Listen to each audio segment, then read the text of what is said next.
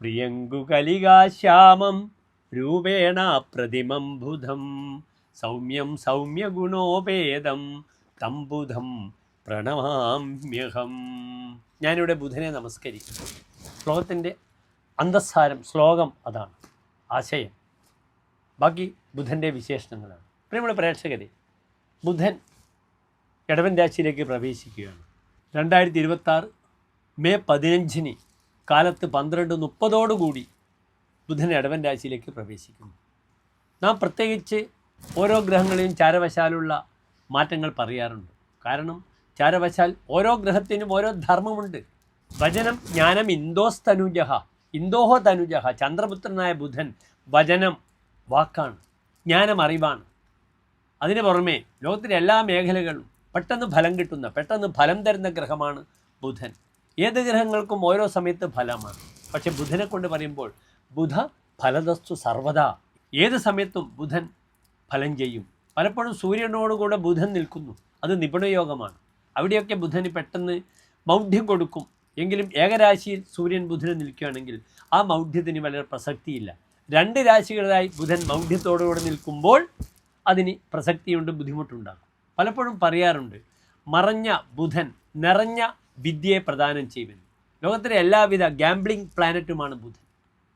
ലോട്ടറിയായിട്ട് ബന്ധപ്പെടുന്ന വ്യാപാരങ്ങളായാലും, printing technology ആയാലും, ഇന്നത്തെ AI ടെക്നോളജി ആയാലും, ഈവൻ ജ്യോതിഷവുമായി ബന്ധപ്പെടുന്ന വിഷയത്തിലായാലും ബുധൻ നല്ല സ്ഥാനത്താണെങ്കിൽ നല്ല ബുദ്ധി, നല്ല വിഷയത്തിലുള്ള അവഗാഹം ബുധനുണ്ടാക്കും. പാണ്ഡിത്യം, സുവചനം, കലാസു നിപുണതാം, അറിവ്, കലകളിലുള്ള താല്പര്യം, ഫോട്ടോഗ്രാഫിയുമായി ബന്ധപ്പെടുന്ന വിഷയങ്ങളിലൊക്കെ തന്നെ ബുധൻ്റെ കോൺട്രിബ്യൂഷൻ വളരെ കൂടുതലാണ്.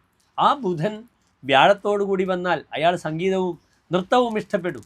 ആ ബുധൻ ശുക്രനോടുകൂടി വന്നാൽ അയാൾ വലിയ അറിവും പണ്ഡിതനും ലീഡർഷിപ്പും ഉണ്ടാക്കും. ആ ബുധൻ ചൊവ്വയോടുകൂടി വന്നാൽ വലിയ വ്യാപാരിയാകും. ആ ബുധൻ ശനിയോടുകൂടി വന്നാൽ അയാൾ നിഗൂഢശാസ്ത്രങ്ങളിൽ വലിയ ജ്ഞാനമുണ്ടാക്കും. ഇപ്രകാരം ബുധൻ ഓരോ ഗ്രഹത്തിനോടുകൂടെ നിൽക്കുമ്പോഴും നല്ല ഫലത്തെ പ്രദാനം ചെയ്യുന്നു. ഏതായാലും ബുധൻ്റെ രാശിവശാലുള്ള മെയ് 15 മുതലുള്ള 15 ദിവസത്തേക്കുള്ള മാറ്റമാണ്. മെയ് 31 ബുധൻ തിരിച്ച് മിഥുനത്തിലേക്ക് പോകും, സ്വന്തം ക്ഷേത്രത്തിലേക്ക് പോകും. എൻ്റെ പ്രിയപ്പെട്ട പ്രേക്ഷകർ ശ്രദ്ധിക്കുക, ഓരോ രാശിക്കാർക്കും ഈ ബുധൻ എപ്രകാരം ശുഭാശുഭ ഫലങ്ങളെ പ്രദാനം ചെയ്യുന്ന വിഷയം.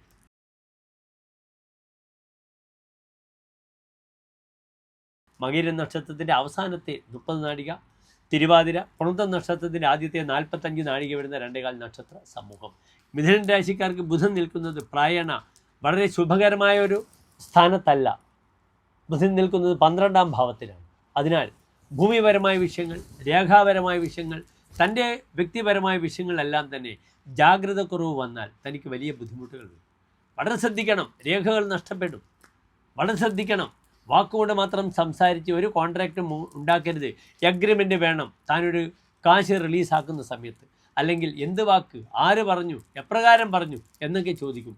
ഭൂമി വിൽപ്പനയ്ക്ക് തയ്യാറായി നിൽക്കുന്ന ബ്രോക്കർമാർക്ക് പലപ്പോഴും സ്ഥല ഉടമസ്ഥൻ്റെ ചതിയിൽപ്പെട്ടു പോകും. കച്ചവടമൊക്കെ കഴിഞ്ഞ് രജിസ്ട്രേഷൻ കഴിഞ്ഞ് പോകുന്ന സമയത്തായിരിക്കും ബുദ്ധിമുട്ടുകൾ വരിക. അതിനാൽ രേഖാപരമായി ശ്രദ്ധിക്കുക. തൻ്റെ വിലപ്പെട്ട രേഖകൾ നഷ്ടപ്പെടാതെ നോക്കണം. അത് വിസ പേപ്പേഴ്സ് ആണെങ്കിൽ പാസ്പോർട്ട് ആയാലും യാത്രാ വിഷയങ്ങളിലൊക്കെ ബുദ്ധിമുട്ടുകൾ വരും. ത്വഗ് രോഗമുള്ളവർ വളരെയധികം ശ്രദ്ധിക്കണം. ഒരു അലസതാ മനോഭാവം, തനിക്ക് കീഴടങ്ങാൻ വേണ്ടി, തനിക്ക് തൽക്കാലം വിജയിക്കാൻ വേണ്ടി അനാവശ്യമായ പൊങ്ങച്ചങ്ങളൊക്കെ കാണിച്ചാൽ അത് വളരെ ദോഷകരമായി വരുന്നൊരവസ്ഥയാണെന്ന് അറിയുക. ലങ്സുമായി ബന്ധപ്പെടുന്ന പേഷ്യൻസ് വളരെയധികം ശ്രദ്ധിക്കണം. പലപ്പോഴും ഡൈ ഉപയോഗിക്കുന്നവർക്ക് ശ്വാസസംബന്ധമായ ബുദ്ധിമുട്ടുകൾ ഉണ്ടാകും. അത് ത്വഗ് രോഗത്തിലേക്കൊക്കെ വരാം. ആ രീതിയിൽ വളരെയധികം ശ്രദ്ധിക്കുക. കാരണം സ്കിൻ പ്രോബ്ലങ്ങളെ ഉണ്ടാക്കുന്ന ഗ്രഹമാണ്. നിർബന്ധമായും മിഥുനൻ രാശിക്കാർ ധർമ്മദൈവ സങ്കേതങ്ങളിൽ ധർമ്മദൈവങ്ങൾക്ക് വിളക്കുമാല പായസം വഴിപാടായി സമർപ്പിക്കണം, നിർബന്ധമാണ്. ധർമ്മദൈവ പ്രീതി വരുത്തണം. അമ്മവന്മാരുടെ അല്ലെങ്കിൽ മരുമക്കൾക്ക് ഉണ്ടാകുന്ന ആരോഗ്യ വിഷയങ്ങളൊക്കെ ജാഗ്രത പാലിക്കേണ്ടുന്ന ഒരു സമയമാണ് ഇതെന്നറിയുക.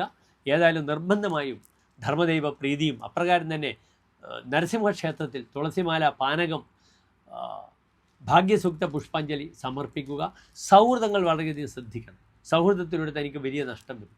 താൻ കൊടുക്കുന്ന കാശ് അല്ലെങ്കിൽ രേഖകൾ ഇതൊക്കെ ശ്രദ്ധിക്കുക.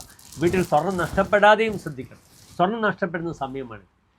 അലക്ഷ്യമായി അശ്രദ്ധമായി പലപ്പോഴും കാര്യങ്ങളൊക്കെ ചെയ്ത് തീർക്കുവാനുള്ള വ്യഗ്രതയിൽ പലപ്പോഴും ലഘുവായ പല കാര്യങ്ങളും മറന്നു പോകുക, അത് വലിയ പ്രയാസങ്ങൾ ഉണ്ടാക്കും. നന്ദി, നമസ്തേ.